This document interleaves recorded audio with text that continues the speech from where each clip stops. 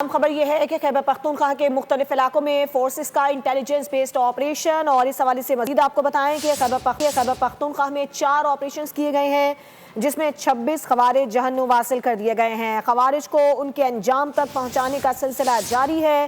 खैबर पख्तूनख्वा के मुख्तलिफ इलाकों में फोर्सेस ने इंटेलिजेंस बेस्ड ऑपरेशन किए हैं।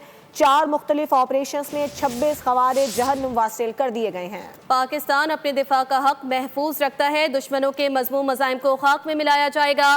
खैबर पख्तूनख्वा के मुख्तलिफ इलाकों में फोर्सेस का इंटेलिजेंस बेस्ड ऑपरेशन हुआ, जिसके नतीजे में 4 मुख्तलिफ ऑपरेशन में 26 खवारिज जहन्नुम वासिल कर दिए गए हैं। ISPR की जानिब से यह खबर सामने आ रही है कि खैबर पख्तूनख्वा के मुख्तलिफ इलाकों में फोर्सेस का इंटेलिजेंस बेस्ड ऑपरेशन हुआ।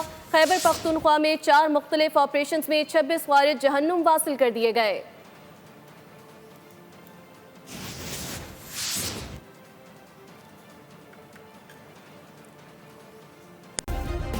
सब्सक्राइब करें और बेल दबाएं ताकि कोई खबर रह न जाए।